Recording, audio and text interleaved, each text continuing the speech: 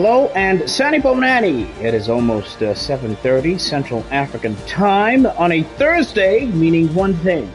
It's time for Tier 1 of Breakaway League Racing. Thank you for making the choice to join us. My name is Bob O'Connor. I will be on commentary here today. And, we look forward to what is always set to be a fantastic race out here. And as you can see, we are in Belgium today, and the paddock is quite busy. The drivers are aflutter. They are getting all set and ready for what is sure to be a memorable race.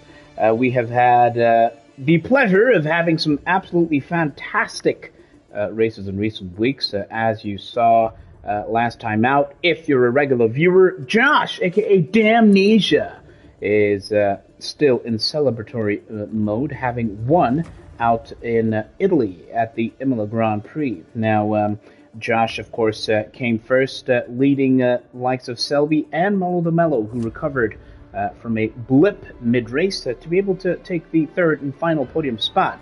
Thank you for joining us. We look forward to your thoughts, your commentary, and as you can see, the grid is well and truly stacking up.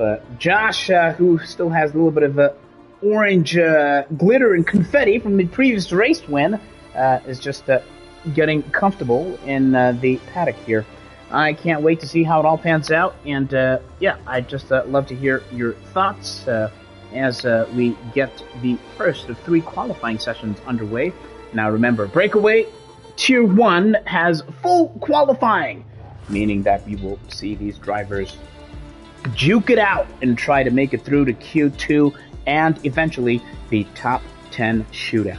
I can't wait to see what that translates to, who has had the better prep, and we'll get a sense of that once the lap times start trickling in. Thank you for joining us. It's going to be top tier racing and top tier qualifying, a full qualifying session out here in Belgium. And as you can see, the green check marks indicate that we're just seconds away from getting underway out here in Belgium. We've seen Au Rouge, the famous Au Rouge, claim a couple of victims in both Tier 2 and Tier 3 of Breakaway League Racing. And, will that be the case out here? Time will tell. D-Wax is here in the AlphaTauri, as you can see.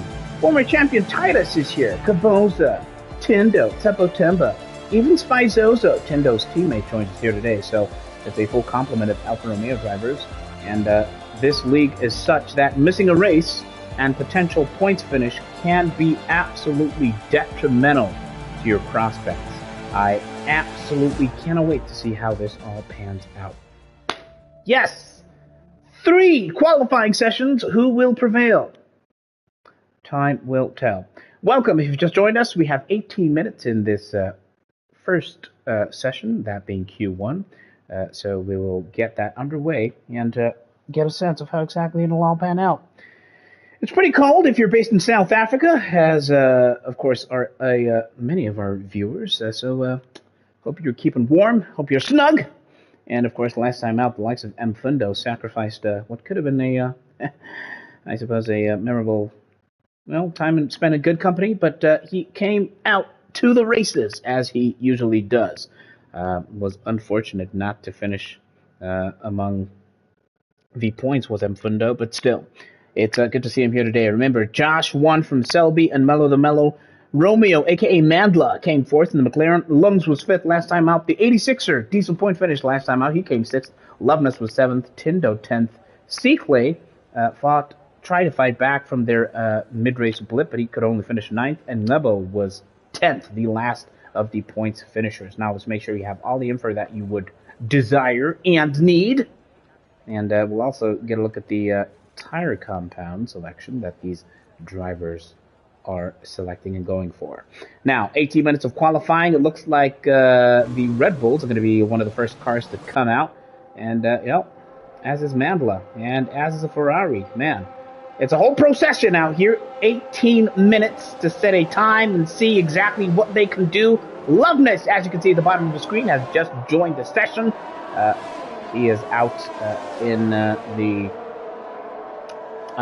he is out in the paddock and is ready and set to take part here in this first qualifying session. Clay is one of the first drivers to come out. He will lay down the gauntlet, and as is customary here, we will follow one of the first drivers out on track. The track is green, hardly any rubber on the surface, so these drivers will have to make do with changing conditions as the qualifying session goes on. Of course, they also know what the weather conditions are looking like for the remainder of this session and indeed the race. So, Clay and the likes will bear all of that in mind for the rest of this session now. It looks like Clay's teammate Man Ray is the only driver to select a medium set of tires, but he's still in the pits as Man Ray. So we'll catch up with him a little bit later. Clay, of course, is the reigning champion out here in top-tier Breakaway League racing. And, can he put on a champion's performance and lead as far as the timesheets and indeed the race is concerned? Time will tell. Deanie, hello in the comments. It's good to see you. As always, Deanie is one of our most fervent, most consistent viewers. As the podium finisher from last time out, Selby Sango, has just joined the session, making sure that he could possibly not get left out here and take part, hopefully for him, in what could be a good race. Now, let's hop aboard with the Ferrari driver, that being Clay, as he rushes, heads towards the first corner, and a little bit wide of the apex there. A bit of a correction from Clay. He will have to contend with that. He might have lost perhaps even a tenth or a thousandth of a second. He is all out, flat out through our Rouge in 8th gear. Makes a little bit of a correction there as he heads into the first DRS zone to Clay. It's the first sector out here in Belgium. What can Clay do? Time will tell. He'll be the first driver, of course, to set a time, so do not be surprised to see those purple sectors on the bottom right of your screen, that being the track map. Of course, he comes through this section unscathed, as Romeo Mandla did not set a time. He has retired, has Mandla, without setting a time, and it looks like on the bottom right there, Eau Rouge claimed Mandla. Mandla is the first victim of Eau Rouge, and he will have to sit out the rest of this qualifying session and just watch from the sidelines. The McLaren team will have their work cut out to make sure the Mandla's car is ready for the race, but we are on board with Clay, the championship leader and the championship protagonist, of course, the defending champion. He is looking to fight back and hopefully make it another streak, possibly, of race wins. Of course, Mello the Mello is here. He will not make it easy. Let's see how Clay fares here. Clay, of course, is setting those times alight, and it is another purple sector for Clay. What can he do by the time we get to the end of this lap? Now, he is in the 1 minute 34s right now before this final heaviest braking zone. Into the final corner goes Clay, and of course he will open up that rear wing and race towards the finish line, crossing the line with a 144.317 for Clay. It is one of the first times that he has a set. D-Wax, meanwhile, was following closely behind. He responded with a 145.7, and Zotile is currently third with a 145.618. So, Clay and Esbuda are the two drivers currently in the 1 minute 44s. Esbuda lays it down. Temba goes even better. Let's catch up with the drivers that have yet to cross the line here. It looks like Spizo's is definitely coming back.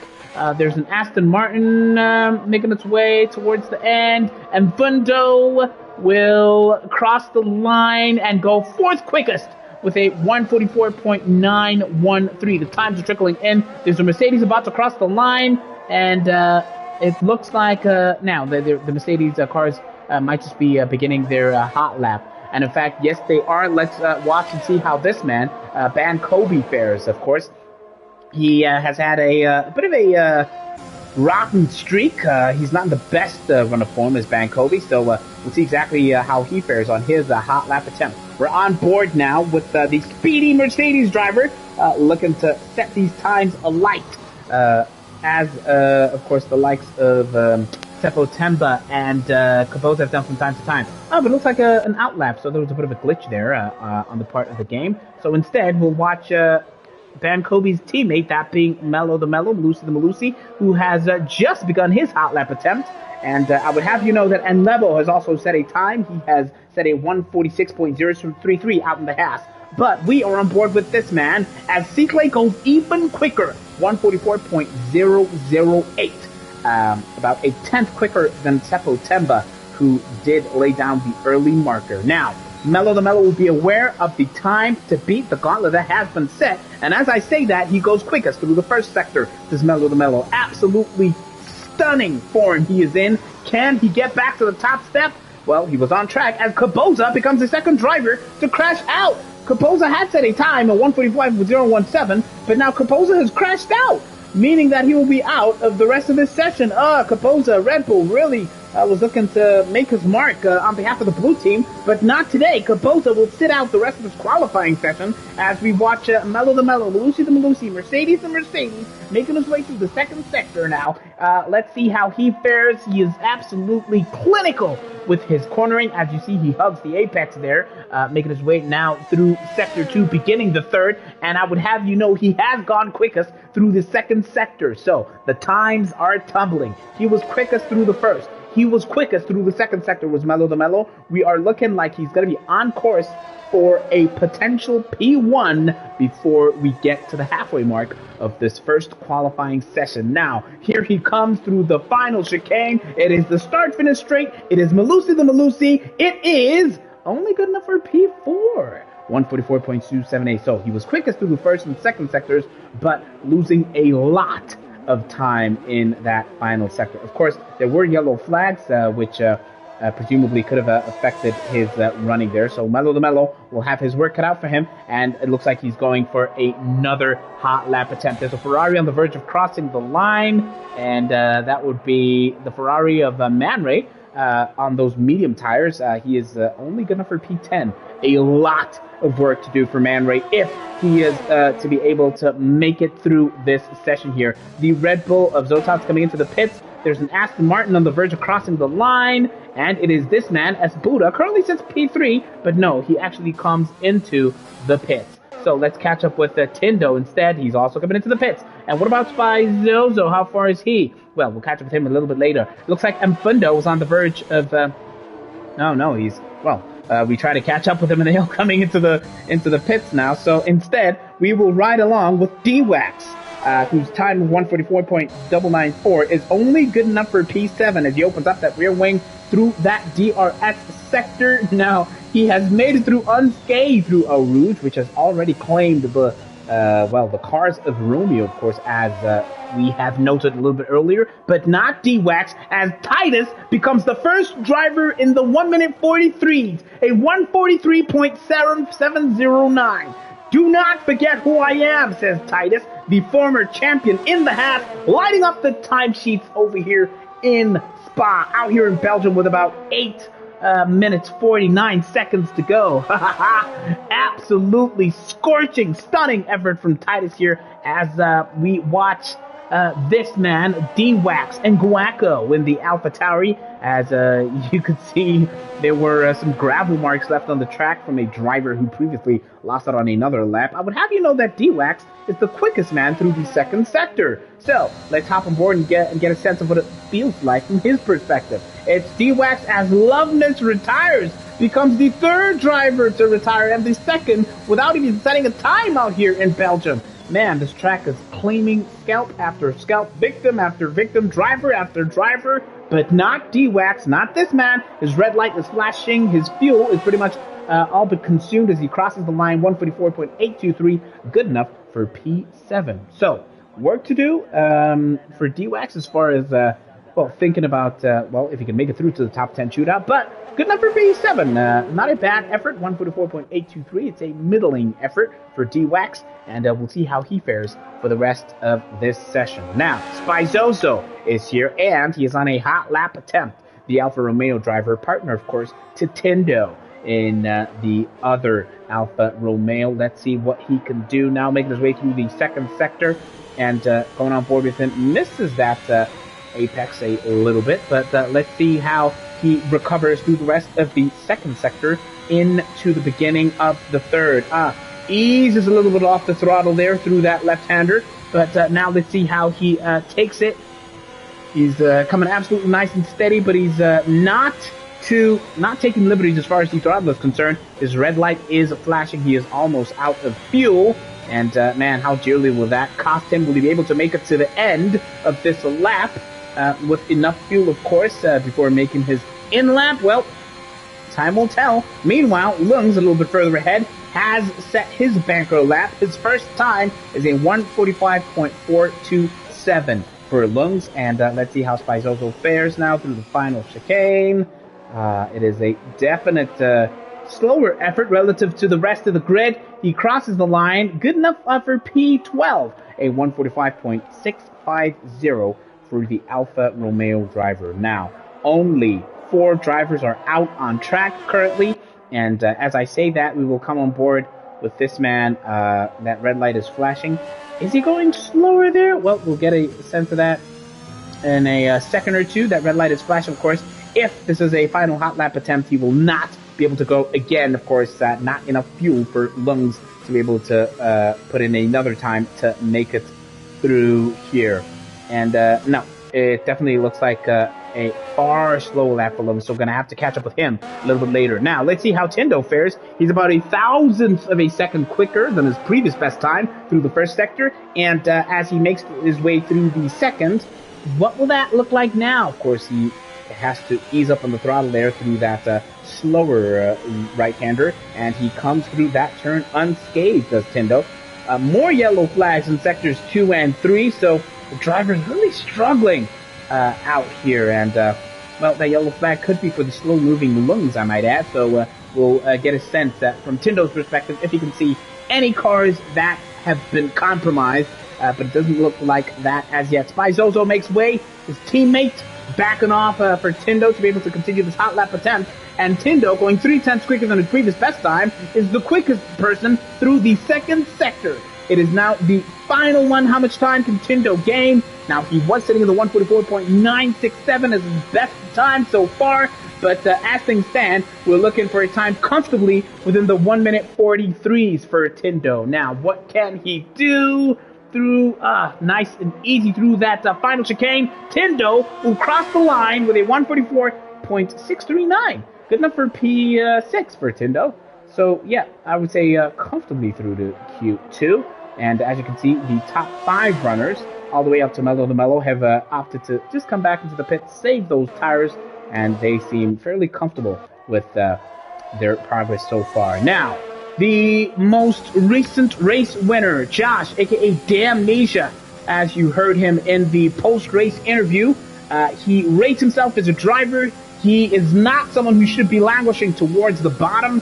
He had a fantastic haul of points last time out.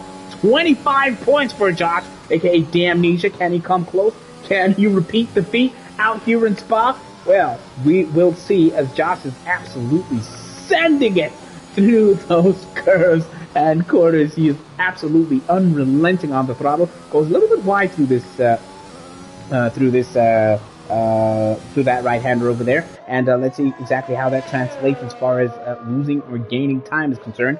Now remember, Josh has yet to set a time, so this is his personal benchmark. And as he crosses the different sector markers, well, if he goes quickest, then we will see purple. But otherwise, we are not, we don't have anything to compare to as far as previous times are concerned. Josh, aka Damnesia, making his way now through the end of the second sector, and he is quickest through sector 2 as Josh. He is absolutely sending it. Now, he's no stranger to having a fantastic qualifying session, and if recent form is anything to go by, well, if Josh can translate his incredible, tenacious, fantastic qualifying to race performances, then, well, we have a potential contender for the top step of the podium. Oversteer for Josh there. How much time will that cost him? The third sector really cost Josh a lot of time. His lap is only good enough for P13, so he will want to rectify that as soon as possible. 2.5 minutes of qualifying to go. Only Josh and this man, Ndebo, are currently out on their hot lap attempt. Ban Kobe, who comes very close to Ndebo there. Not sure why Ban Kobe didn't make space for Ndebo, who's on a hot lap attempt. Well, that was a little bit bizarre from Ban Kobe. Hopefully Ndebo did not lose too much time there. But I'm pretty sure he would be seething. Bankobi, make way for Gubbo out here, and let's see how he fares. Now, in the comment section, let's catch up with you in the championship. Where is MCL? Are they killing it? Dini Kubad. Well, let's see what's happening in the comments. Kid K asking Mispano who was winning tonight. And Mispano says, please do not stress me. And in December, we will be joining in the friendlies just for fun. You must jump in and drive. Absolutely, you must do that. Here comes Enlebo through the final chicane. And he lost a lot of time. That 145.217 time that he had set is good enough for, well, P10 as things stand. There's a minute and 20 seconds actually to go before the end of this session. So let's see how these drivers fare. We'll first catch up with Josh, aka Damnesia. Then we'll see how the Ferrari fares. And Lebo has retired his car. And Lebo becomes the 4th driver to retire out of this session. And by the looks of it, Arouge. Yeah, Arouge is where he lost his car. Man, yeah, he becomes yet another victim of that oh so crucial, oh so perilous corner. And as we were noting that, Josh, aka Damnesia, was only good enough for P9, that time of a 144.982 on behalf of Josh, aka Damnesia. Well, we'll catch up with them and see how the rest of this goes. Now, let's watch Man Ray, who made a brave call early on. He chose a set of medium compound tires. He is now slapped on a pair of soft tires. And let's see what that translates to. Oh, too hard on the curb, too hard on the throttle. And he absolutely lost it there at that final chicane. Man Ray will have to go again. He will not have enough time. Just 5 seconds before the session is officially over. And yeah, that is pretty much that. Bad Kobe is the last running driver. He's the sole driver out on track alongside Damnesia. And Bad Kobe is yet to set a time. So it is absolutely high pressure that Bad Kobe is under to be able to set a time. I'm not sure why the interface has him on an out lap, because I'm pretty sure he had begun a hot lap attempt. But your grid, as things stand, was Titus leading from Cicle and Seppo Temba, who was 3rd quickest. As Buddha was 4th. Melo de Melo is P5 in Q1. And Fundo 7th. D-Wax 8th. Damnesia 9th. Zotal 10th. Lungs 11th. By Zozo 12th. Man Ray 13th. And then we have the quartet of Gaboza and Lebo, Romeo and Loveness, who did not finish this session. They DNF'd, and we are watching Van Kobe. I'm really not sure why his car is currently marked as on an out lap. Well, I definitely hope that's a glitch, definitely for his sake, because it looks like he's absolutely sending it. And if he can set a time here, then he could comfortably, hopefully for him, secure a spot in Q2. Now, yeah, let's see how Van Kobe fares now towards the end of his lap out here in Spa. We do not have a time reference. Hopefully it's just a minor glitch that can be corrected when Ban Kobe crosses the line, because he's absolutely going for it out here. And Ban Kobe, still his time has not been recorded. That is absolutely bizarre. That is absolutely really, really bizarre. Ban Kobe not marked as having set a time here. Yeah, so that is absolutely bizarre. We'll catch up with him and see exactly what that translates to as far as the final timesheets are concerned. But if you've just joined us, welcome. This is the end of Q1. We look forward to a second qualifying session out here in Belgium. Our top tier drivers are looking to make it through to the top 10 shootout for pole position. And we have about 45 seconds before this session is officially called by the stewards. Definitely a glitch, yes, Tapiso, Bankobi. Yeah, Bankobi seems to definitely be glitching out here. And we have around 30 seconds now before we officially move on to Q2. Well, that is pretty much that as far as Q1 is concerned. Tindo comfortably in 6th spot. Cicle has the headache in the form of Titus as far as that top spot in the timesheets is concerned. and Seppo Temba also laying it down here. So, yeah, we'll get a sense of the proceedings from Q2 onwards, and I am absolutely stoked, excited, amped to see how it all pans out. Titus leads from Seathley and Seppo Temba in Belgium.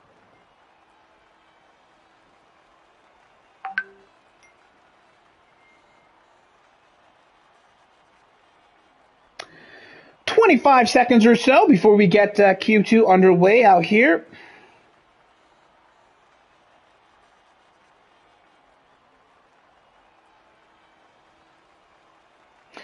I'm absolutely stoked and amped to see how it all pans out. Now, just 10 seconds before we get into Q2. And, of course, by the time we begin the top 10 shootout, I am absolutely keen to hear your thoughts and your predictions for those top 3 places. Well, we have a nice, fairly full grid here, about 18 or so drivers. And, of course, by the time we get to the start of the race, we will get a clearer picture of who exactly will be racing out here. But we will have 15 drivers taking part. Well, 13 into Q2. So 3 drivers will be eliminated from this session, as these drivers hope to make it to the top 10 shootout. Spice Ozo's here, D-Wax, Mungs, Mellow the Mellow, Tindo, Zotal, Josh, The Amnesia, Buddha, Titus, Manray, M. Fundo, Seppo Temba, and Seekley. And it looks like, yes, it is the AlphaTauri of D-Wax heading out. I'm taking a quick squiz at the clouds, and, well, the sun is not shining as brightly as it was. So, will we have a wet end to Q2 and perhaps even a rainy Q3? That would make things interesting, wouldn't it? Well, 14 minutes, 10 seconds left for us to get a sense of the drivers that will be making it through to Q3. As Seekway says, get out of the way, D-Wax. I want to be first out to set a time. Seekley leaving nothing to chance, but for this first lap, we'll actually stay on board with D-Wax, the AlphaTauri driver whose teammate Selby stood on the top, or rather on the second step of the podium last time out in Imola. And, well, D-Wax is a handy driver himself. He'll be looking to make his mark among the top runners here. And, well, perhaps he could also take advantage and find himself in a decent position as far as points hauls are concerned. Thank you so much for joining us. Yeah, Liddy May is mentioning that Bankovi's a glitch had him kicked out, unfortunately. And thanks for that heads up, Kid K. I will try and send Selby an invite here, so we'll catch up with D-Wax just now. I'm just making sure that Selby...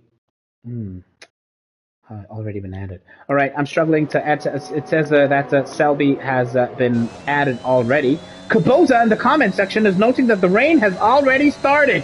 And as we hop on board with this man, D-Wax, I could affirm and confirm that that is indeed the case.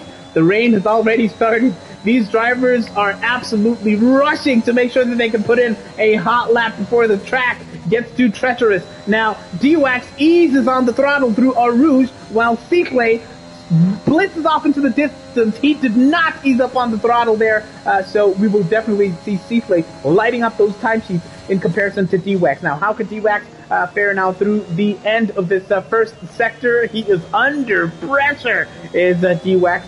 Pretty much the entire remaining grid is looking to get their times in place before the track conditions get too treacherous. It is Seekley out in front. He will be the first to set a time as we watch D-Wax, who I would have you know is being absolutely chased by, it might be Lungs slightly behind him here. But let's see how D-Wax fares now.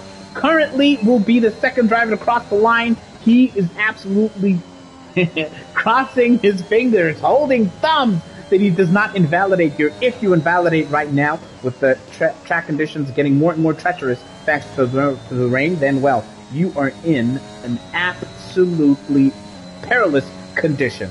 Now, let's see how D-Wax will fare towards the end of this lap as he makes his way now racing towards the end of his lap here. What can D-Wax do? That is the eternal question. He comes through the final chicane. He is unscathed as far as invalidation is concerned. C-Clay goes quickest. D-Wax will cross the line second, but he's about 2 seconds behind C-Clay, meaning that the times will absolutely push D-Wax all the way down as conditions keep on getting more and more treacherous. Tindo is quickest. Titus is quickest. The timesheets are absolutely tumbling and falling here as the Titus lights up the timesheets with a 144.720 in drizzling conditions out here. So these drivers are absolutely desperate to set a decent lap time before we get to the end of Q2 here. They want to make sure that they secure their spot in the top 10 shootout. It's Zozo crossing the line, good enough for P5 with a 145.052. What about Esbuda? What about Josh, aka D'Amnesia? We'll watch him first before we catch up with the Aston Martin driver, whose teammate did not make it through the Q2. Oh man, slippery conditions for Josh, but he makes it by the skin of his teeth, really good enough for P7 for Josh.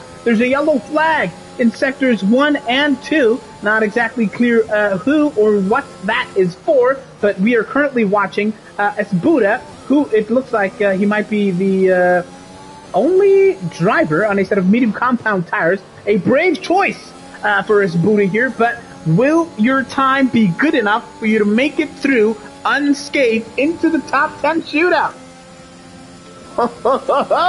Esbuda and the Aston Martin is no stranger to putting his car pretty high up the qualifying grid.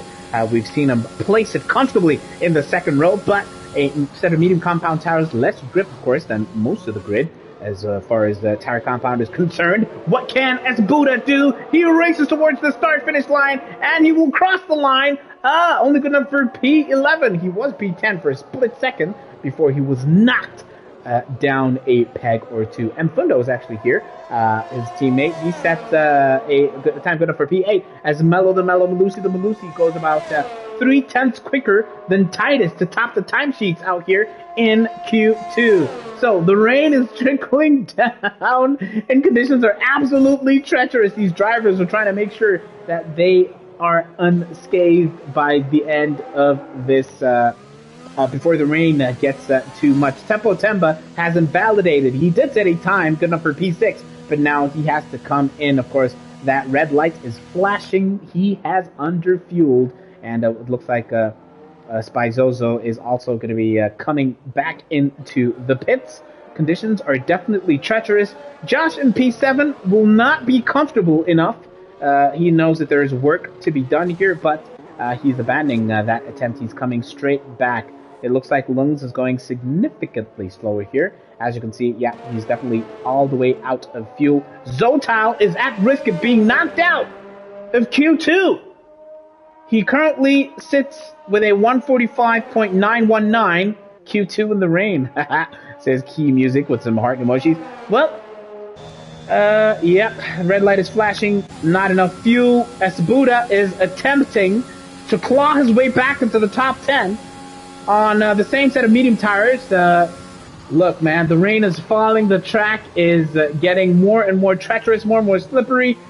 He was a little bit twitchy through that final chicane with Esbuda, and sadly, he cannot inch his way into the top 10. Man Ray sits in P12, and this man, D-Wax, who we started off with, is currently bottom of the timesheet, so he has his work cut out if he has a chance of making it out of Q2. Lungs had set a time good enough for P9, so he knows he's at risk.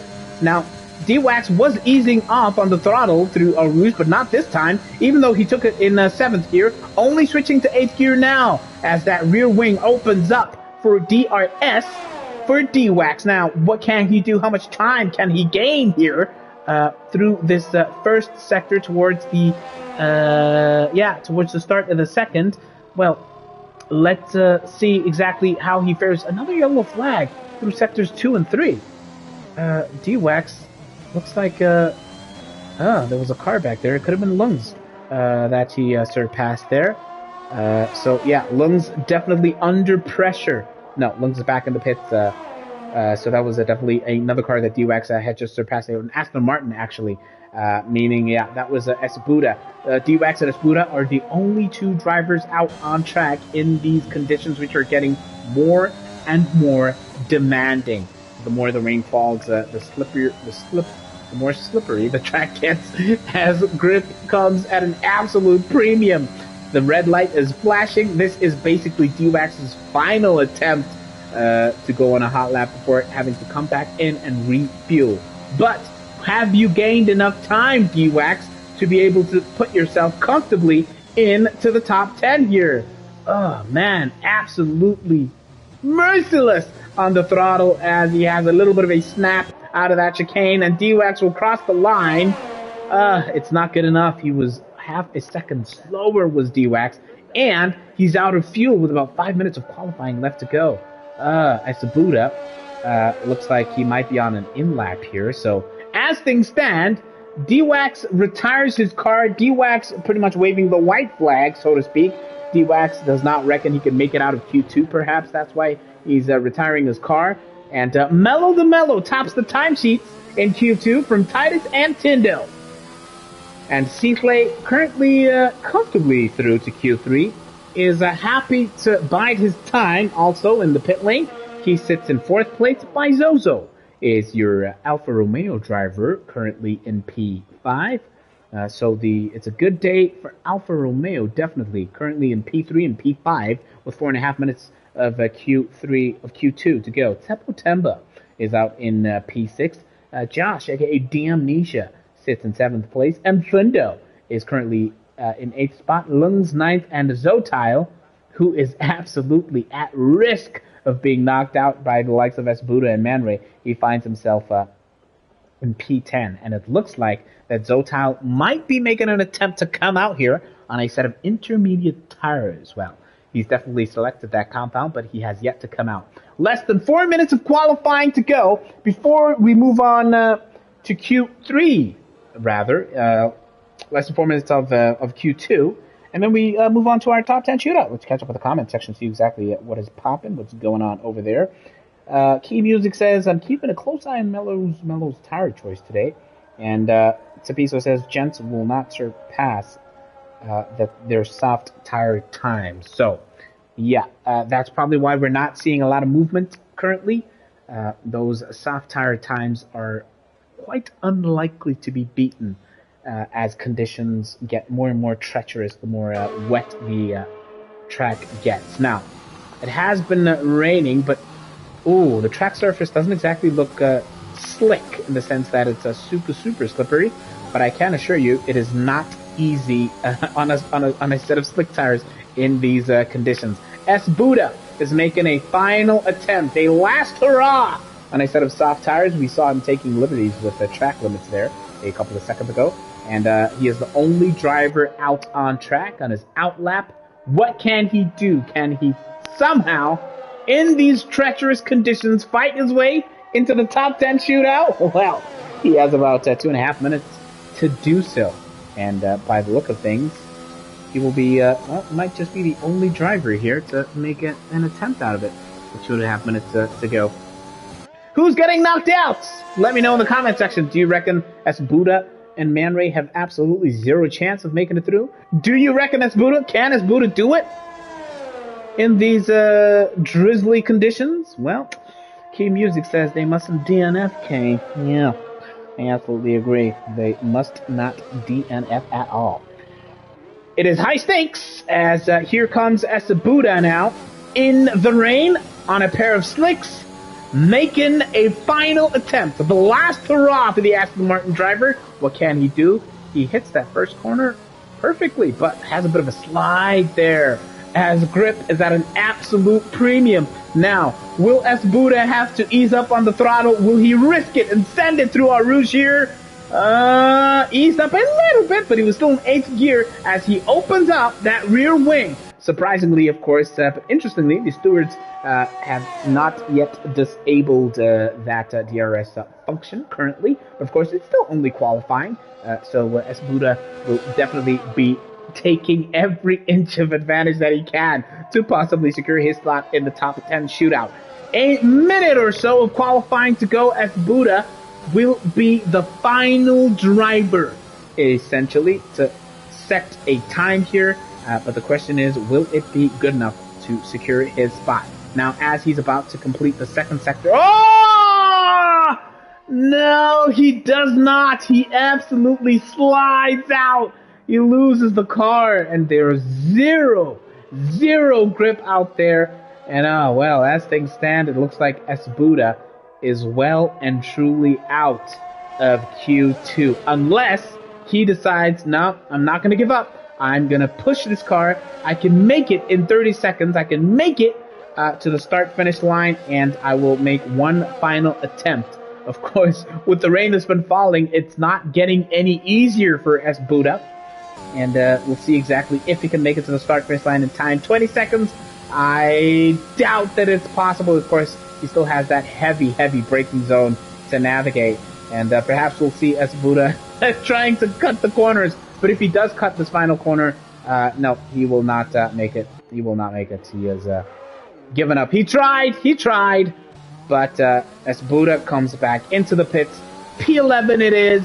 Not good enough. Zotile breathes a sigh of relief, thanking his lucky stars as Zotile, as there are some high fives probably going around the Red Bull team garage. I'm sure Kaboza has given some final words of encouragement to Zotile in that Red Bull team garage. So, that is your grid for the top 10 shootout. Mello the Mello, Titus, Tindo, Seaclay, Spizozo, Teppo Temba, Josh, a.k.a. Damnesia, Mfundo, Lungs, and Zotile rounds off your top 10. It is the top 10 shootout. It is the fight, the race for pole position. Who will top the timesheets in Q3? Let us know in the comment section. I'd love to know your predictions for P1, P2, and P3, and exactly who will start the Belgian Grand Prix out here at Spa Francorchamps at the top of the grid. Let us know in the comments.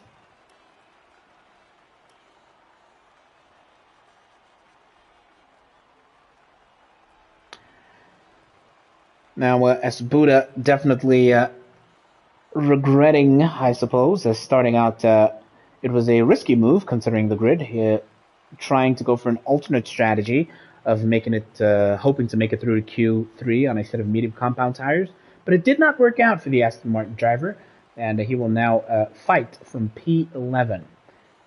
So, yeah, we'll see exactly how that pans out. Let's go T1! Says Brown Boy in the comment section. Kid K reckons it'll be Titus or Mello for pole. Well, do you agree or not? Let us know in the comments. I cannot wait to get a sense of what your thoughts are as far as that is concerned. Mello the Mello, Malusi the Malusi, Mercedes the Mercedes tops the timesheets in Q2. And, well, he was, of course, he was set for a possible race win last time out in Italy, but a strategy disaster class on the part of Mello the Mello saw him have to fight his way back, but he did eventually claim a podium spot. Key Music reckons that Damnesia will be in the top 3, and Lungello says Seaclay will be on pole position. It's going to be interesting, especially if conditions stay as treacherous as they are and as unpredictable as they are. In a perfect world, Zotile will be, let's see the rest of that comment, which has disappeared on my end here. But Brown Boy says he expects a time in the 1 minute 43s in Q3. Deanie says, you guys must give stats of which driver in the pairing has contributed the most or the least towards the championship points.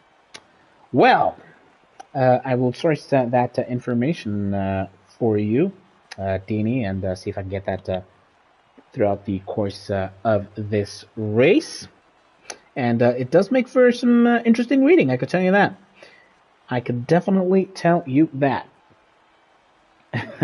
Kid K says, Deanie, don't go there.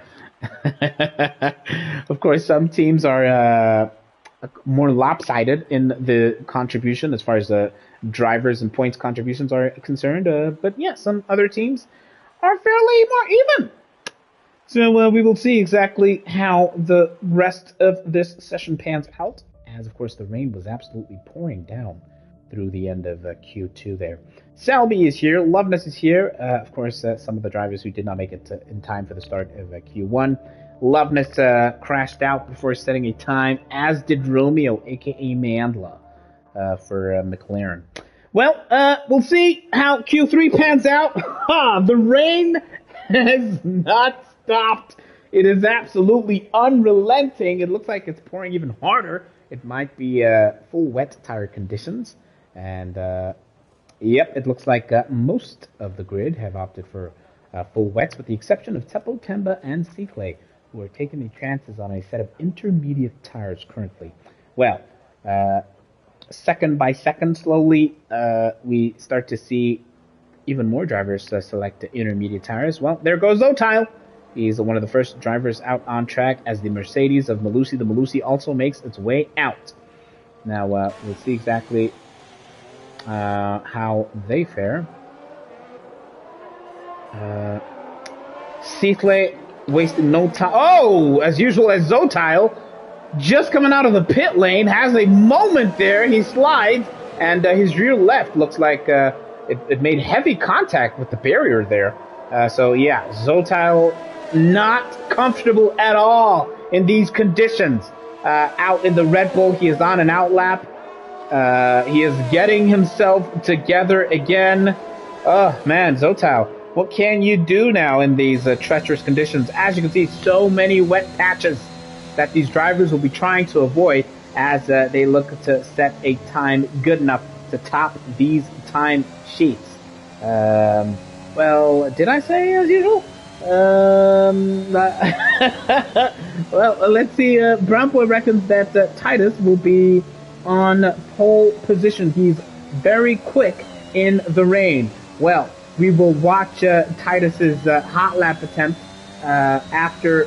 In fact, let's watch Titus's hot lap attempt. We haven't watched him closely since this race has started. Titus, the former champion, driving for Haas. His teammate in Lebo unfortunately couldn't make it through to this top 10 shootout. But Titus being Titus, in inclement weather conditions, he can definitely turn it on when the situation calls for it. He is on his outlap. Now, what can he do? Here, we look forward to a absolutely fantastic effort from him. In front of Titus, just barely, is this man, M. Fundel, in the Aston Martin. He is chasing the Red Bull of Zotile out on track. But we'll catch up with them since they're running slightly further behind.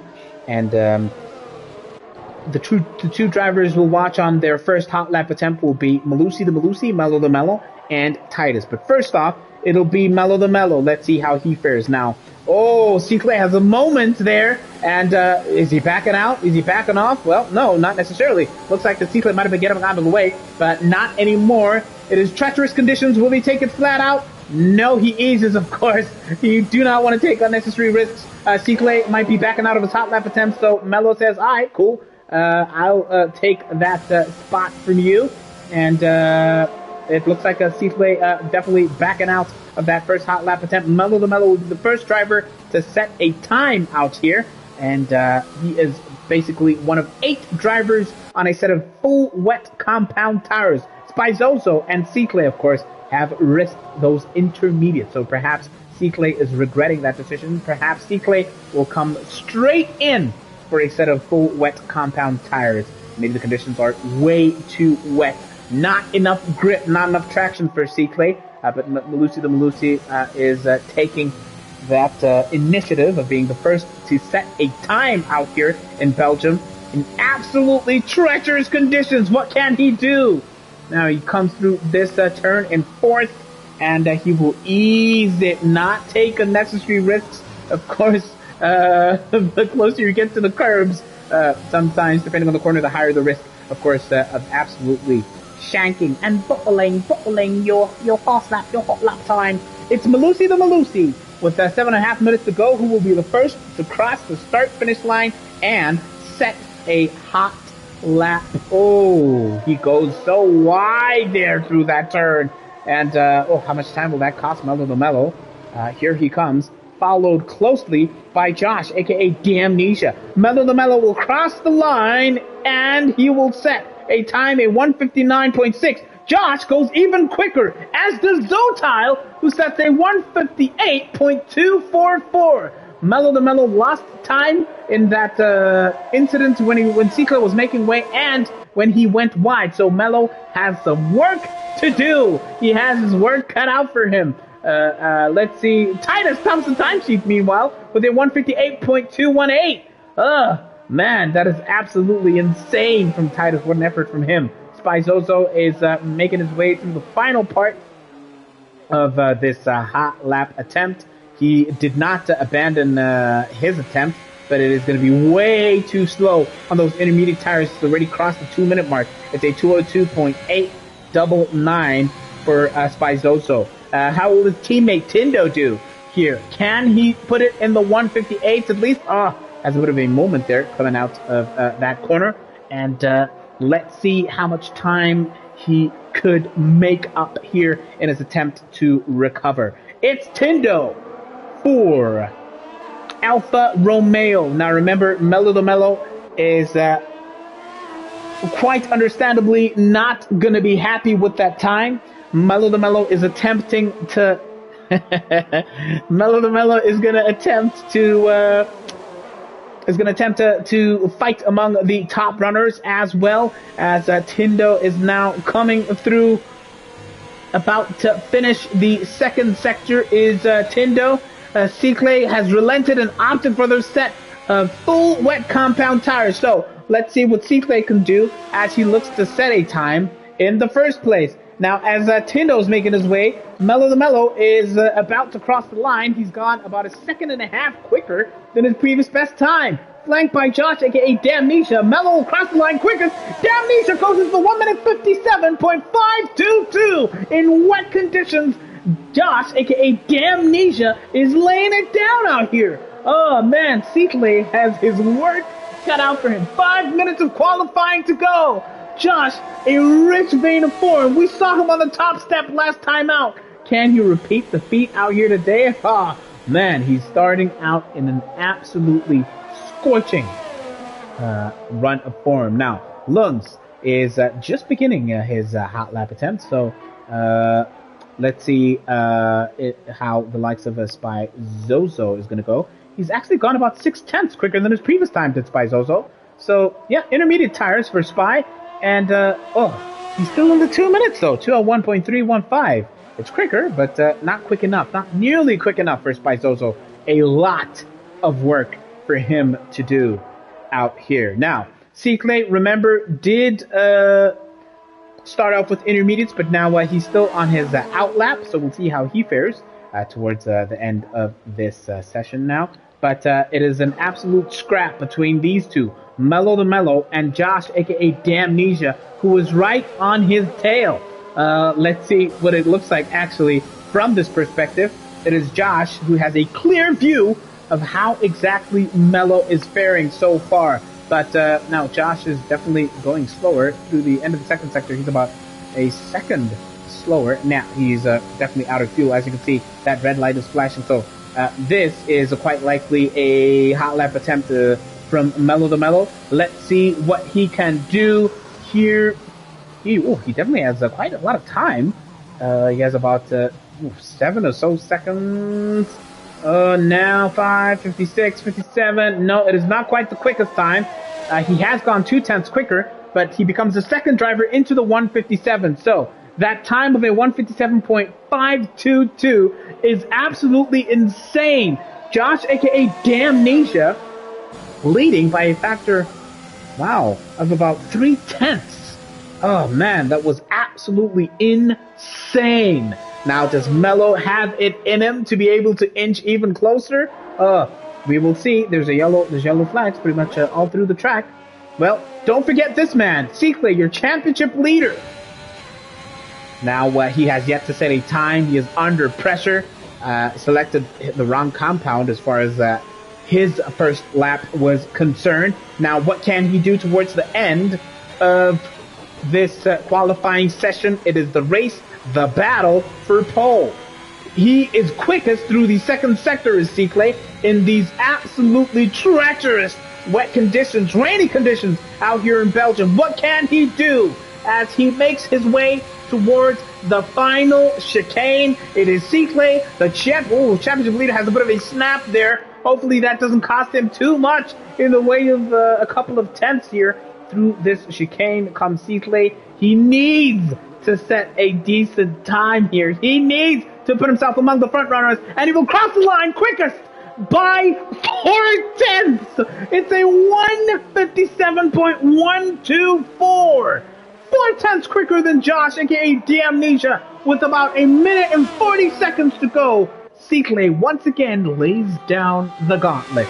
Absolutely phenomenal. Lungs is on the verge of crossing the line. He is followed closely by Mello the Malusi. Let's see how he fares. Oh no, Lungs is quite some way away.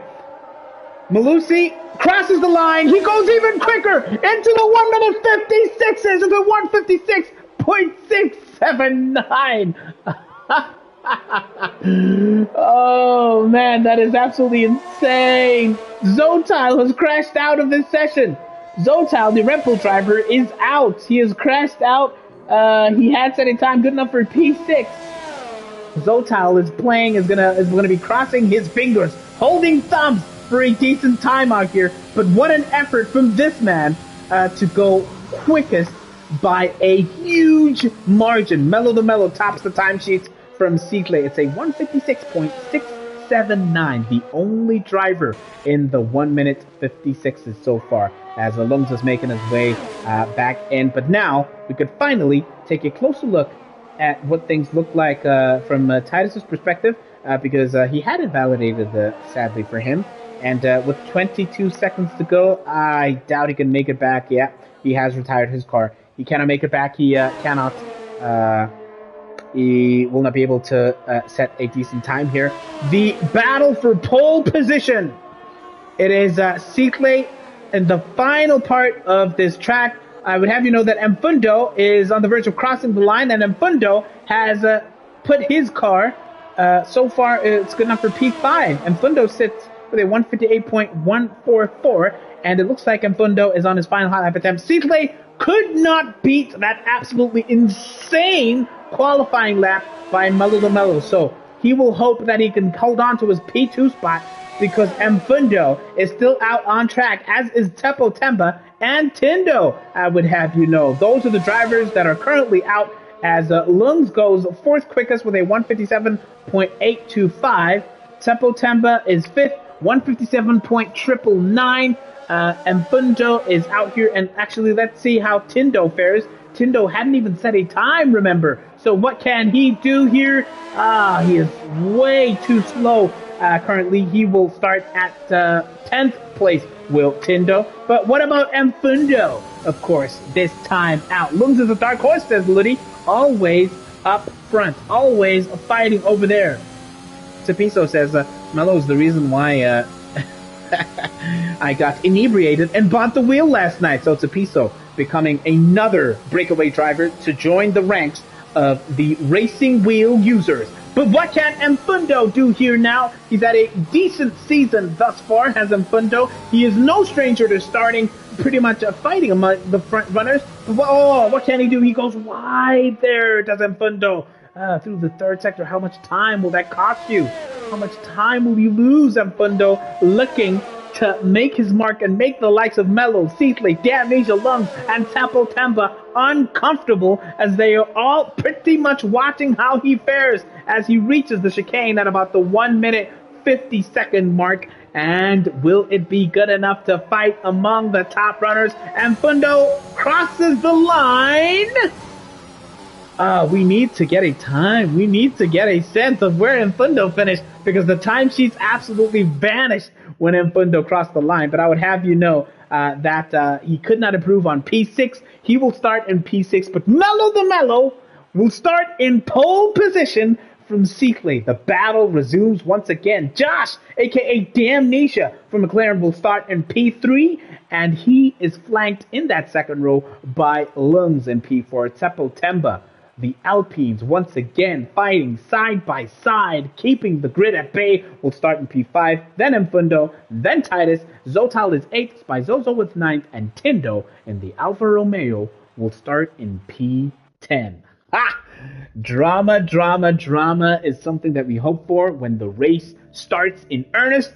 Of course, we hope not to see too many safety cars and not to see any DNFs. We hope for a good, clean race. Ha ha ha! Mello the Mellow, will he be leading by the end of lap 1? Well, let's see. By now, the drivers know what the track conditions and weather conditions will be at the start of the race.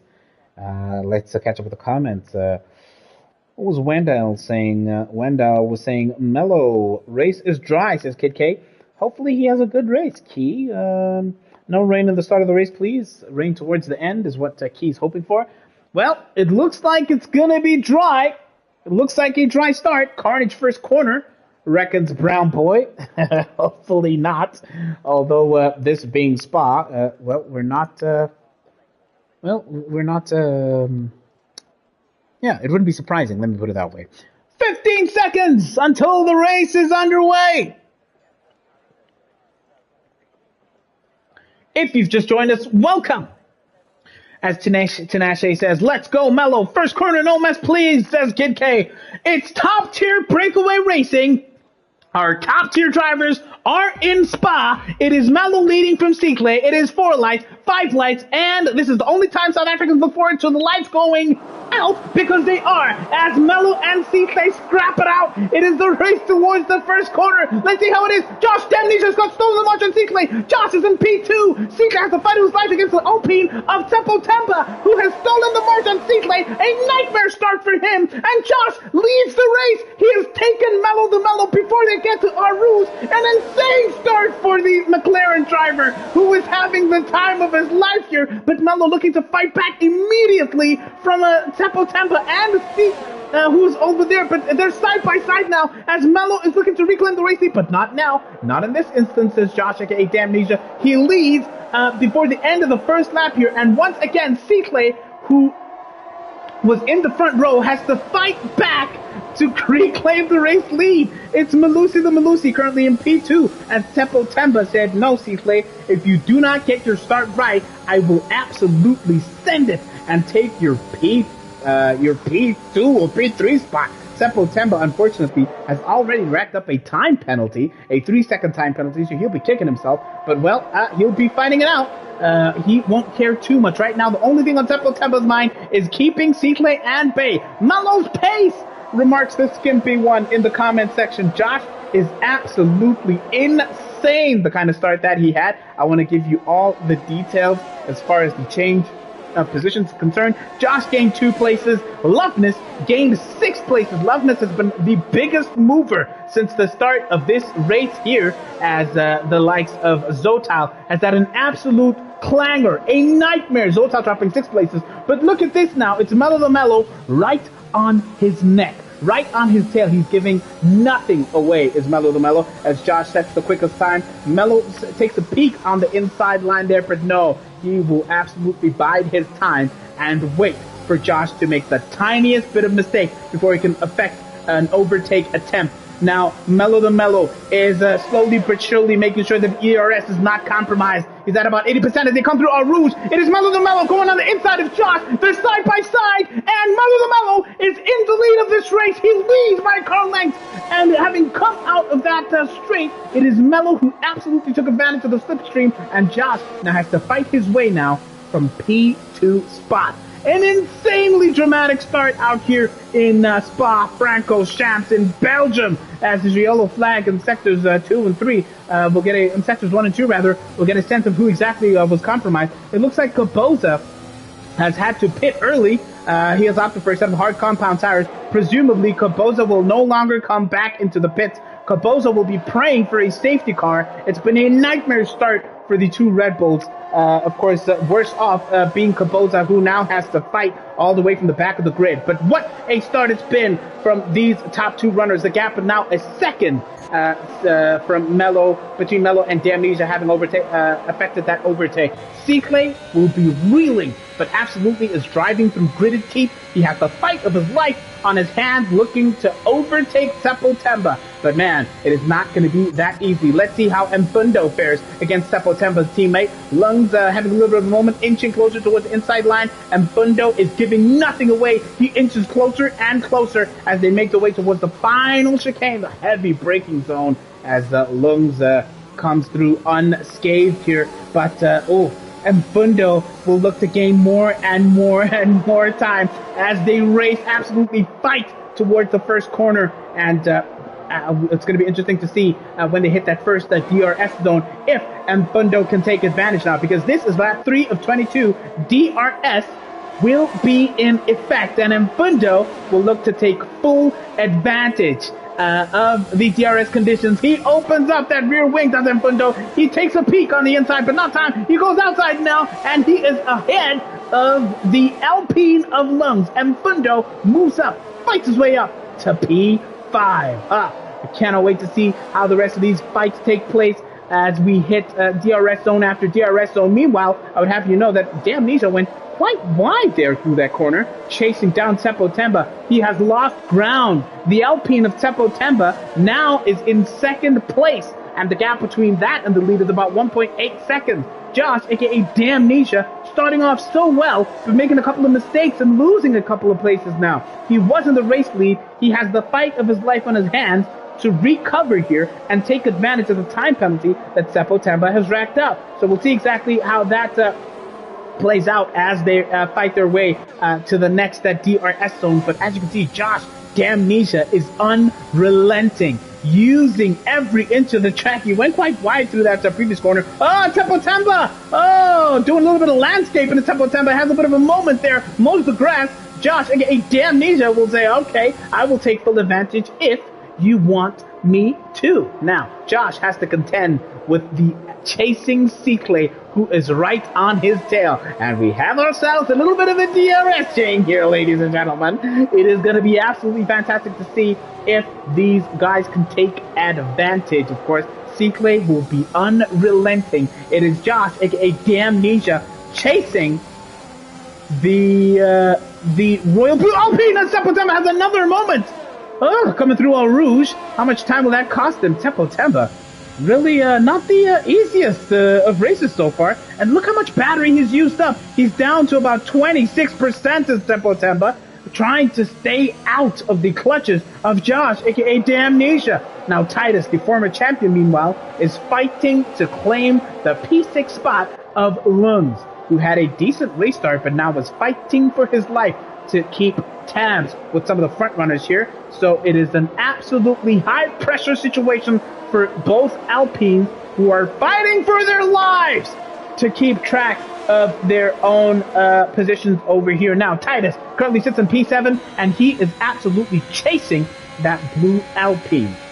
Now what can he do here? He's been quite fairly reserved as far as his battery use is concerned. Of course, Titus, being this close to Lungs, has been taking advantage of the DRS, so there's no need for Titus to be too liberal with his battery use. Oh, Lungs! Another lawn mowing, landscaping moment for an Alpine driver.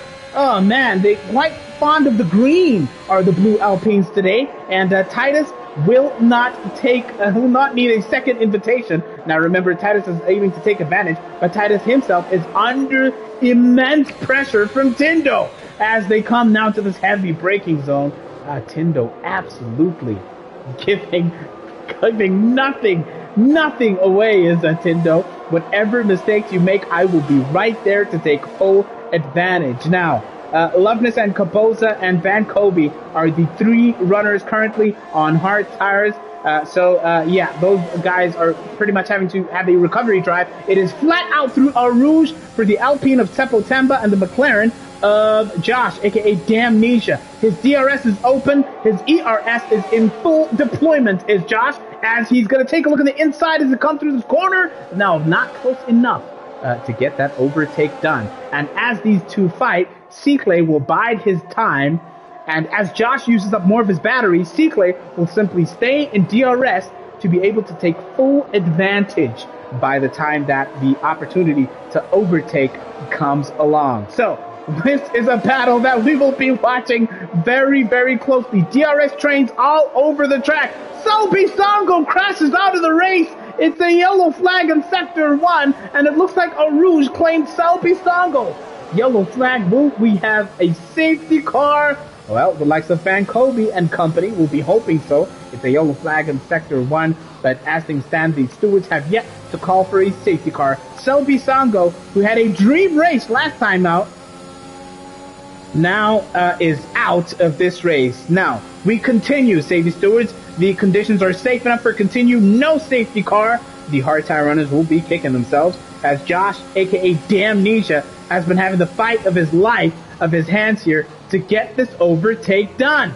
Seppo Temba holding firm, giving nothing away. And of course, as I mentioned, Sikle is right there to take full advantage. Now, thanks to Mfundo pitting, the likes of Titus Tindo and Buddha have managed to go up a place or two. Josh is right on Seppo Temba's tail here. If you've just joined us, Mello the Mellow leads this race comfortably by a factor of about 2.5 seconds. It has been another sublime race for the Mercedes driver, comfortable out in front as we've been watching DRS trains and battles in the midfield as this man, Josh, aka Damnesia, who led in the first race, is looking to get himself in contention here for a top 2 spot. Seppo Temba, being Seppo Temba, will not make it easy, has not made it easy at all. Josh, aka Damnesia, is being hunted down, of course, by the Scarlet Red Ferrari of Sikle. Let's see how Tindo fares in his battle with Titus. He's been on Titus' tail for quite some time now. A fair amount of laps. This battle has been taking place, and this is what it looks like from Tindo's perspective. Sector 2. Fighting against the Haas driver, eases up on the throttle there, of course. Ooh, Titus goes wide. Tindo, can you take advantage?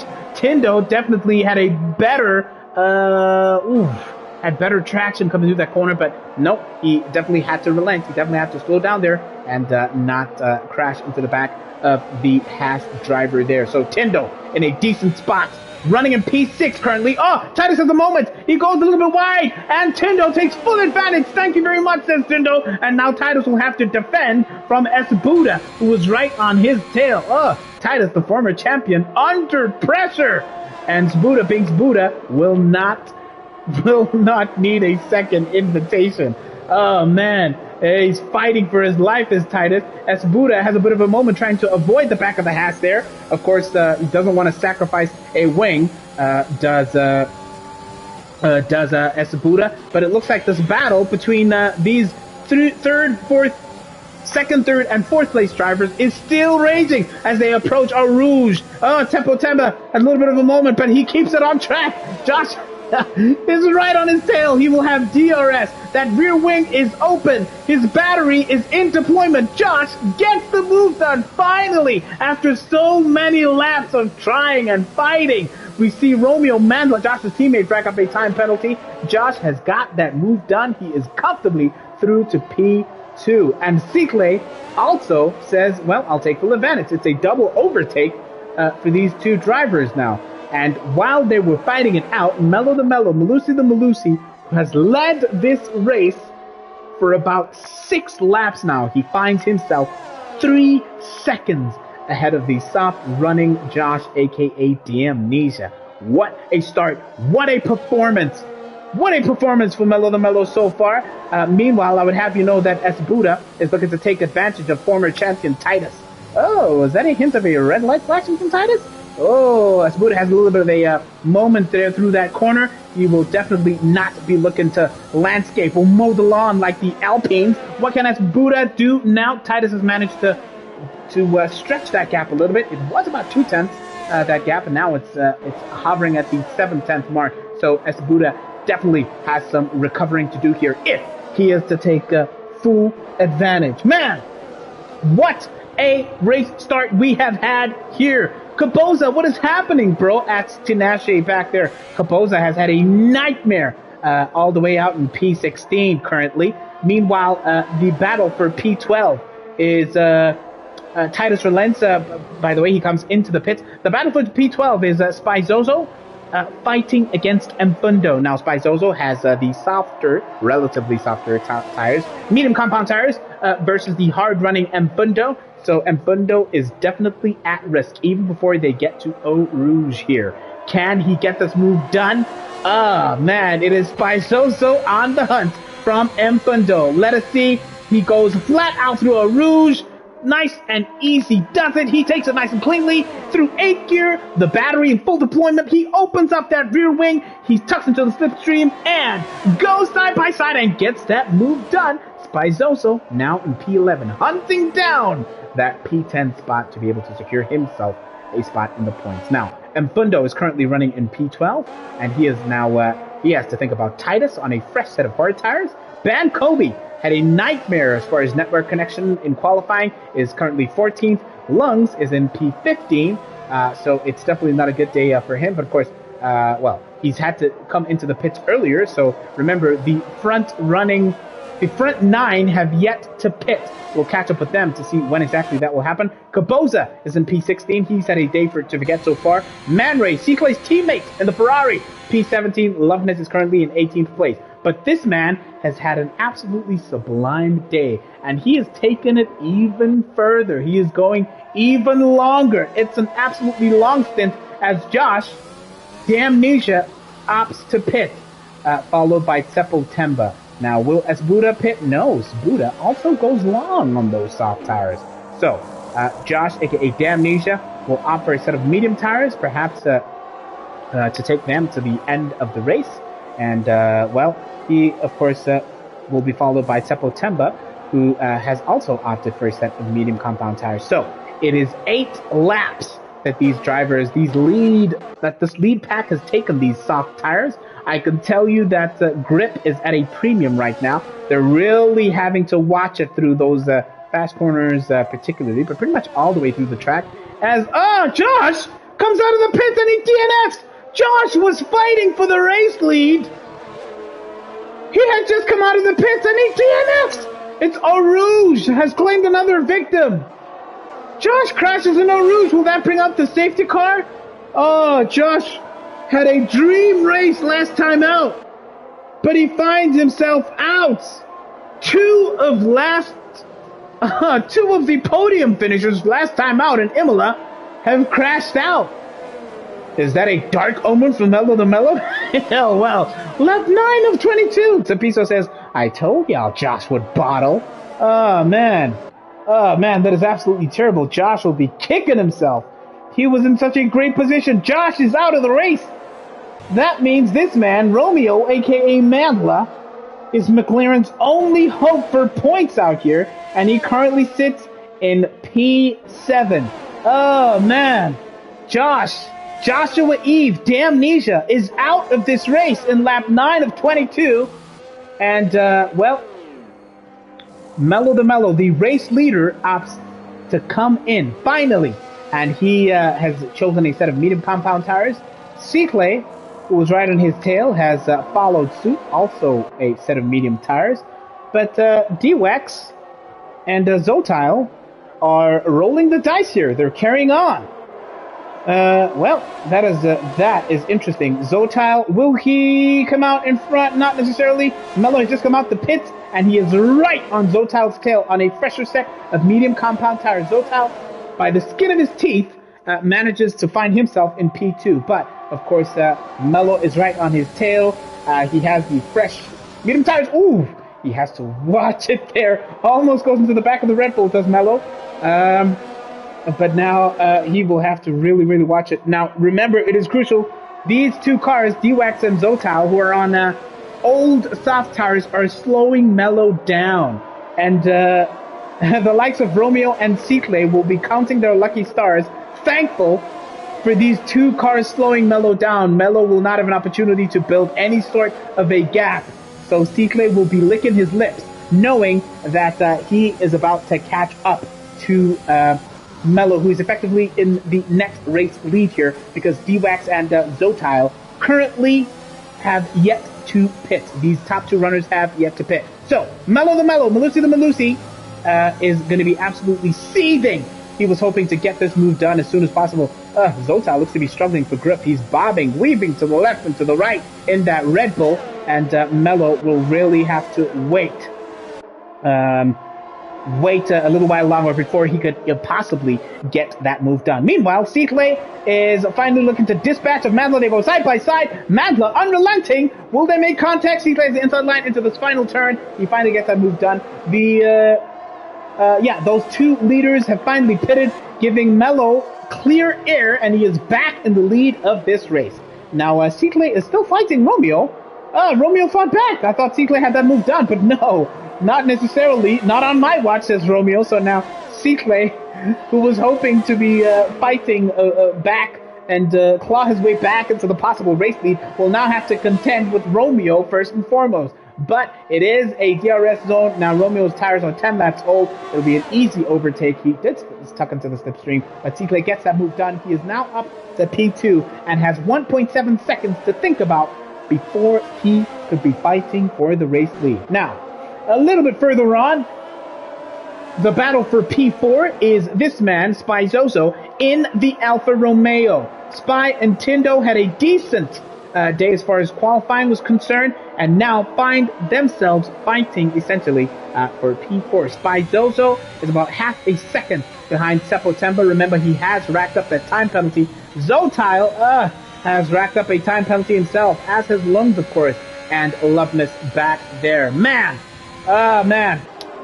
that Red Bull of Zotal was hoping to be having a better day out here, but not today. Let's see how Mfundo and Esbuda fare. It is the teammates of Sbu and Mfundo in the Aston Martins. Will we have team orders? Will the race, will they be ordered to swap places? Well, it doesn't look like it. Esbuda is looking nice and steady here. He's not necessarily fighting too hard. The team principal there will be really hoping that both of these cars can make it unscathed to the end of this race. It would be a decent day for Aston Martin if they can get that done. Remember, Mfundo pitted slightly earlier than his teammate. He is hoping to take advantage of his tire conditions later in this race. Mfundo goes wide. Esbudo says, all right, thank you very much. I'll take that spot from you. So they swap places, and Esbuda now finds himself in P6, as Mfundo will now have to contend with the hard tire running Titus, who is about a second and a half behind him. Now, Zotal is at a day to forget. He is being chased by the Alpine of Lunds, while he himself looks to dispatch of Van Kobe in front of him. He comes through a Rouge. He is flat out as far as the throttle is concerned. And what can he do now? He has DRS. Batteries at 44%. He's probably not close enough. As Gamma Maverick reckons, I'm just here to say, Mello the Mello is the champion in waiting. Mello is in a rich vein of form. If you've just joined us, welcome. This is the top tier of Breakaway League Racing. And this race in lap 12 of 22 is led by this man, Mello the Mello, Malusi. As there's a yellow flag in Sector 2. Malusi has just gone quickest through Sector 2, I would have you know. So we're trying to get a sense of who exactly brought out those yellow flags. Perhaps someone ran a little bit off track, but it has been a masterclass. Let me drive. Oh, Seatley! What's happening with Seatley? He was chasing Mello. Oh, Seatley lost a wing! Chasing Mello. He was about a second and a half behind Mello was Seatley. But look at that. He has donated a wing to the Spa Francorchamps track. Oh, he was fighting for a potential race win, and now, over the team radio, Mello the Mello will be made aware that one of the biggest contenders for the race win has had to come into the pits, and Seatley will have to fight his way from possibly outside the points. This man, Mello the Mello, has had an absolutely stunning day, and he is grinning from ear to ear right now, as Romeo, aka Mandla, is the driver chasing him. And look at that gap, 5.7 seconds. We've hardly seen a safety car. If we get to the end of this race without a safety car, we're looking at possibly one of the most dominant races as far as the gap between P1 and P2 could be concerned. Now, let's catch up with Spizoso out in P4. He is the topmost Alfa Romeo driver currently. And let's see what he can do in his battle against Seppo Temba. It's a time penalty shootout as Kaposa adds a 3-second penalty to his timesheets. Seppo Temba went a little bit wide there. Spizoso, can you take advantage? The gap between these two is about half a second now as Seppo Temba has a little bit of a moment there. Let's catch up with the comments. And Kasana reckons it'll be an easy win for Melo Lamelo. Well, lap 13 of 22. You wouldn't bet against him. You would not bet against him at all. Before we catch up with that battle, let's see how Zotal is faring in the fight against Van Kobe. Now, Van Kobe, remember, running those hard tires. Oh, he's struggling for grip, is Van Kobe. He had a little bit of a moment there, was slipping and sliding, weaving left and right. I'll give you those precision change details as we catch up with this battle between Zotal and Van Kobe. The biggest mover was Romeo. As you see, he's in the pits now, so it's trickling a little bit down. Sikle is reeling, having lost 12 places. Spizoso is having the time of his life, finds himself in P3 as Van Kobe, who is fleeing this man, finds himself setting the fastest time thus far. Oh, Zotal, what are you doing? Oh, man. It is not a Kasheshe, Zotal. It's not a BMW. This is Formula 1, as Zotal has a bit of a spin coming out of turn 1. Oh, Zotal. Nightmare for Zotal. He'll be kicking himself. Absolutely kicking himself with Zotal. He was looking to fight Van Kobe, who has absolutely got away, and now Lunds has even got that move done. So Spizoso, who has been having an absolutely stunning day now, is the driver that we'll watch in his scrap against that Seppo Temba. What can he do? Now, Liddy's saying Mandla has had some really great form. Absolutely, Mandla has just pitted for a pair of soft compound tires in lap 14 of 22. So Mandla really pushed those mediums, and now will try to fight his way into a decent point position. Wandal says that Zotal must just save his engine. The only dope thing that Zotal has done in this race is spin, says Tapiso. Piling on the roasts is a Tapiso. Oh, man. He had to redeem Niana, says Dini M.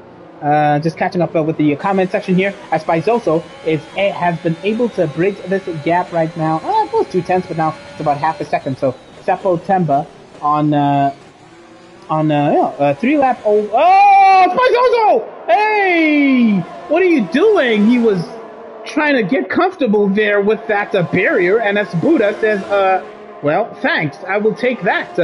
I will take full advantage. We've seen as Buddha take advantage of people making mistakes right in front of him. Yeah, so now Spizoso is in fight back mode as he tucks into the slipstream of the Aston Martin. He will be looking to possibly reclaim that P3 spot, but not on my watch, says Buddha. Who's that Ferrari that's running so super slowly? Is that Man Ray or Sikle? No, it looks like Man Ray. Yeah, it's the Ferrari of Man Ray that has donated a wing, so well, yeah, the Ferrari's feeling generous as far as wing donation to this track are concerned. Man Ray becomes the second Ferrari to lose his wing. He will have to come back into the pits. Man Ray well and truly out of the point. It's a virtual safety car, presumably because of the debris that Man Ray has put out there. So, no overtaking under virtual safety car conditions. The drivers will have to slow down to about 40% of race pace in lap 15 of 22. VSC. This race is led by Melo the Mellow, who has been virtually unchallenged since snatching the race lead from Josh, aka Damnesia, all those laps ago. Seppo Temba is currently in P2, slow and steady, or rather nice and steady in the Alpine. He has had to fight off suitor after suitor for his position, but not on his watch, he's been saying. But Buddha in the Aston Martin is within DRS, as we see some more yellow flags.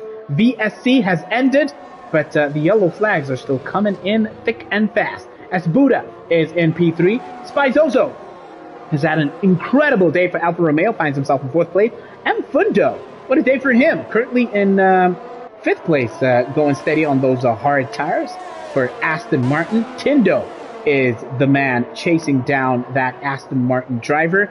And Titus, the former champion, is currently in 7th place, flanked by his teammate Nebo, as Romeo is having a little bit of a moment with D-Wax. Where's D-Wax? Yeah, they just kind of swapped positions here. Romeo effected the overtake on D-Wax, as did Van Kobe here. So D-Wax is dropping, falling off like a stone. Van Kobe gets that move done cleanly, and he comes through Eau Rouge and loses his car. Oh, Van Kobe! He manages to keep his car on track, but those hard tires did not have enough. Van Kobe loses all those positions. Lungs, Cicle, Zotal have surpassed the Mercedes driver. Nightmare of a race for Van Kobe. Finds himself in P14. He absolutely lost it coming out of Eau Rouge. And, D-Wax will be laughing with the glee. It is, I suppose, karma as far as he's concerned. He's saying, well, you took my position, now you lost a position.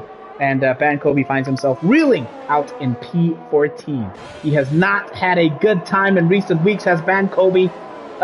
Losing it coming out of Eau Rouge. And now your grid is Temba, or rather Mello the Mello from Temba. Oh, what are you doing, Tindo? These drivers, grip is at an absolute premium. Tindo, these tires are just 6 laps old. And Tindo finds himself having a bit of a moment there, and he will drop like a stone, slipping and sliding all the way down to P9 now. Man, these drivers really struggling out here in these conditions. It's not as treacherous as it was in qualifying, but man, everybody is really struggling out here. And Tindo having a bit of a moment, going a little bit wide out of that final corner onto that start-finish straight. Romeo Magla, soft tires. He has better grip, as Cicle, the angry Cicle, is trying to get back up to the points. He sets a fastest time in the 1:45s. Now, it is Romeo hunting down the Haas of Nebo. They come through Eau Rouge unscathed, and Romeo will now have DRS on this straight. That rear wing is open. He doesn't tuck too much into the slipstream. He has so much more grip. He gets that move done into this right-hander, and Romeo finds himself in P7. Now, he has to bring this McLaren home to get a decent haul of points for that team, having seen his teammate Josh crash out after a fantastic race start. Romeo Magla, P7 currently. Let's catch up with the battle among the podium places now. Yes, Tanashi, Josh crashed out quite some time ago, and unfortunate for him. He was possibly on the course for fighting out for the race win, but nope, not today, Josh. Josh, aka Damnesia, out of this race. Now, as Buddha, what can you do? Seppo Temba, I would have you know, has been absolutely fantastic, keeping these drivers trying to take his position all at arm's length. Now, the tire age between these P2 and P3 drivers. Oh, not that different. Seppo Temba has a moment, and Buddha had to do some evasive action over there. Seppo Temba struggling for grip now, but he manages to hang on to P2. And Fundo and Spizozo have swapped places because Spizozo has come into the pits, but now Buddha is right on Seppo Temba's tail, coming out of turn 1 into Eau Rouge. So many drivers have been taken advantage of at this turn, but not these two. They keep it nice and steady, and Buddha is using that battery. He opens up that DRS.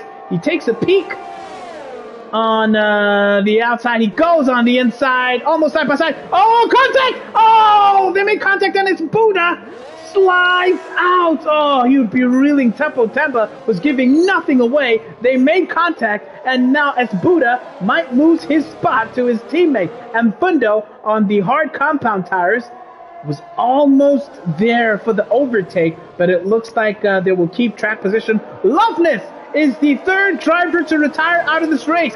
The Williams driver DNFs on a fresh set of soft tires. It's a yellow flag out in Sector 3. Will that bring out the safety car? We've seen the yellow flags. The stewards have not brought out the safety car at all today in lap 18 of 22. 4 laps to go. We have not seen a safety car. We've seen yellow flag after yellow flag throughout all these incidents, throughout all these wings that have been lost out here in Spa.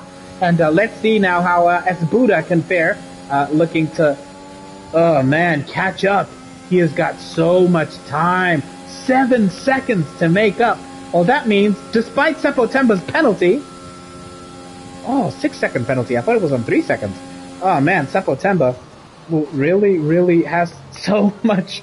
He needs to make sure that it's a it's a 6-second gap. And well, despite the 6-second penalty, Seppo Temba definitely would still be comfortably in P2 with about 3 laps to go here. So S. Buddha is absolutely reeling. It could have been a P2, but it might just be a comfortable P3. But will these drivers fight? Will the Aston Martins fight here for the final podium place? Keep it locked. Stay tuned. We'll be watching them very, very closely. Now, it's Zotal's recovery drive. He has a penalty himself. Can he take that P10 spot?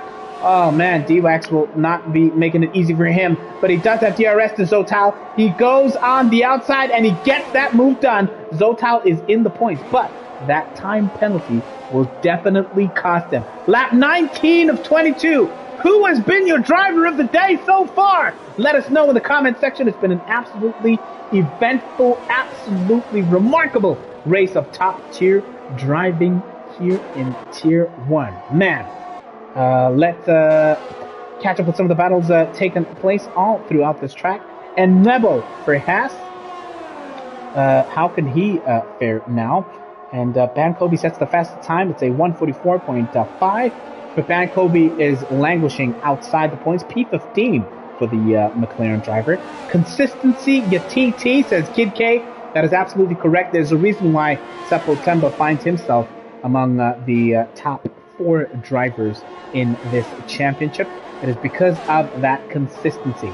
Now, Seppo Temba, driver of the day, says Tapiso. Mello, driver of the day, says Kid K. Mandla chokes again. Mandla finds himself in P11 currently. Bankobi, fastest lap for good measure, says Dini in the comment section. Man, what a race it's been. Sinclair, who had that huge error, which cost him a spot on the podium, has been fighting back, trying to get a decent point haul for Ferrari. And right now, in his sights, he has the Haas of Enlebo.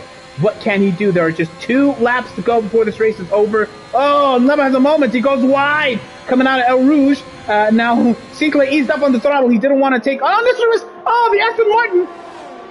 There's an Aston Martin that crashed out. It's Buddha. Oh, Buddha crashed out there. And, of course, these guys are up to P6. Thanks to that moment from Buddha. A nightmare towards the end of this race. Everybody is struggling for grip. Buddha pretty much has a decimated wing. He has no choice. 2 laps, he will have to come back into the pits. What's happening with Mello? That's a good question. As I was watching that battle, Mello finds himself in P2. We didn't see that. I was watching all that drama further down the grid. Buddha fumbled, but Mello has also fumbled himself. Now, I want to get a sense of whether or not Mello has suffered damage himself here. The front wing looks to be intact.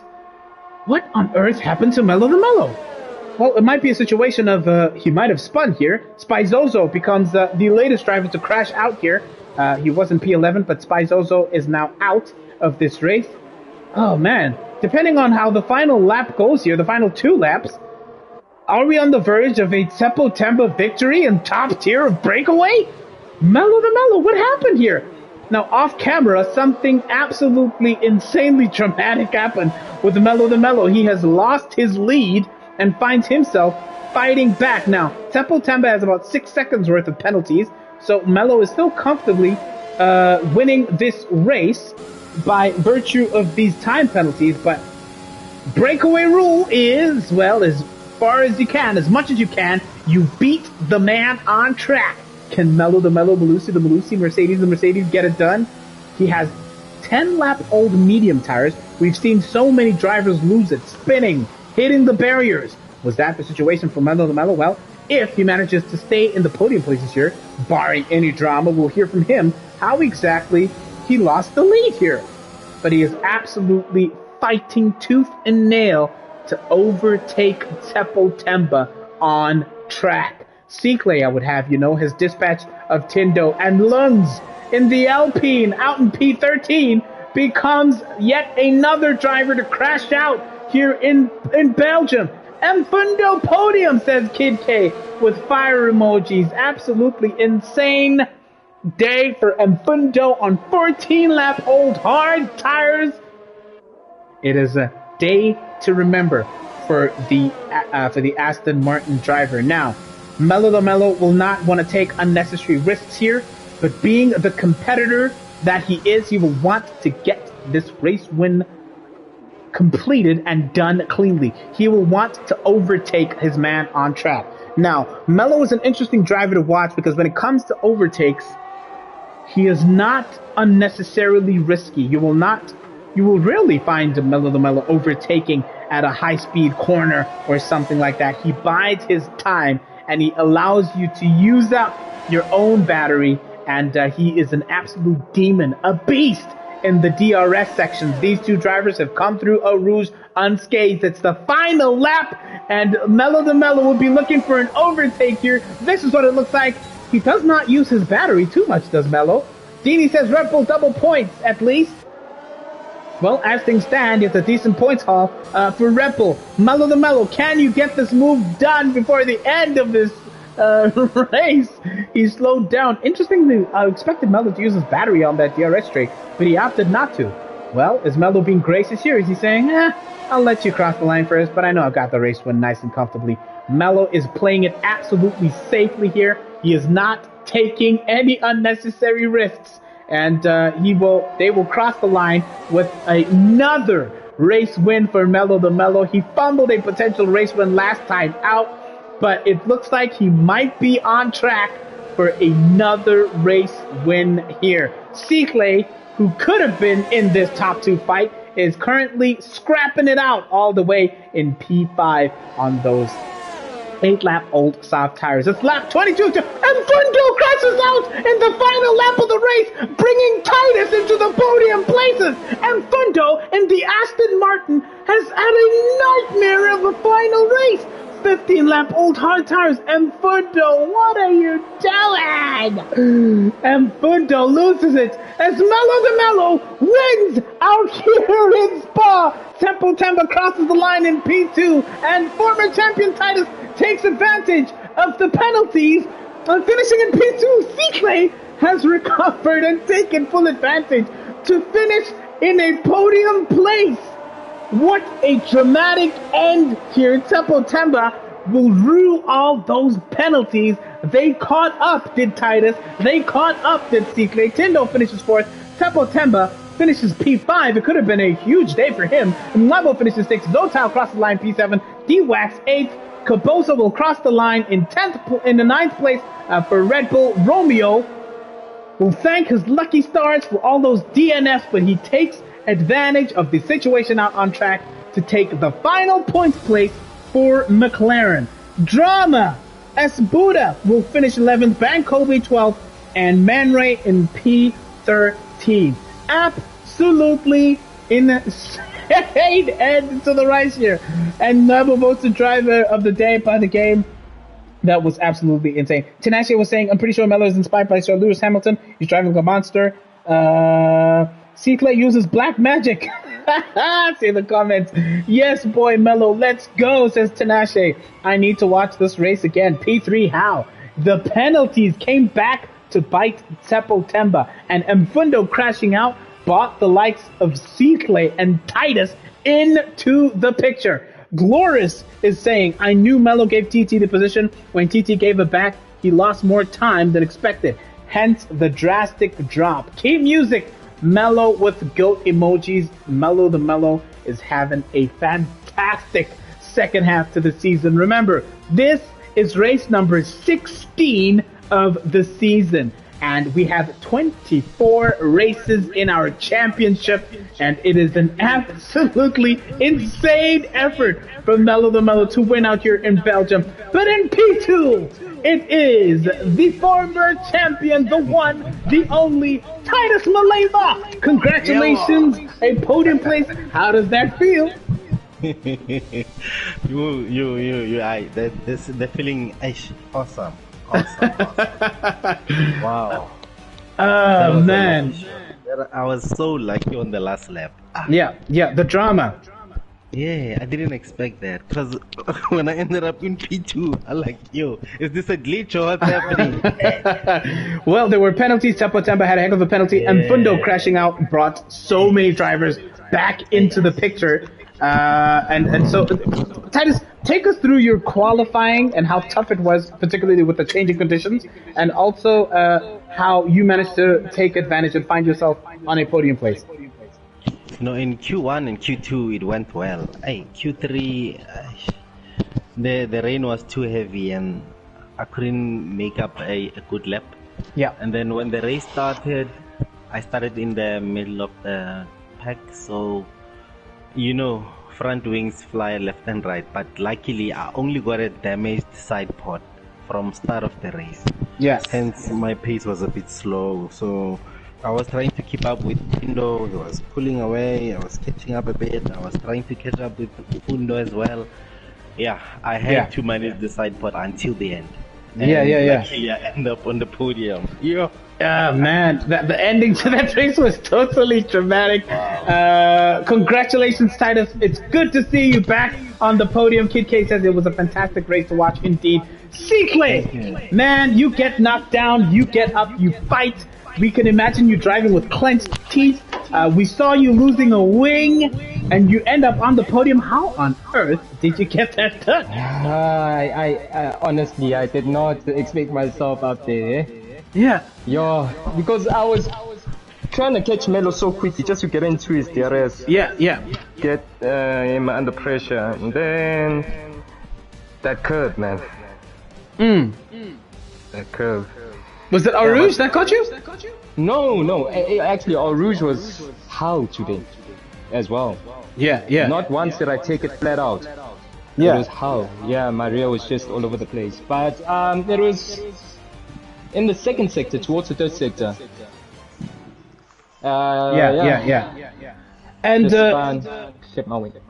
And you took full advantage of course, the penalties, Temba and Mfundo crashing out in the final lap of the race.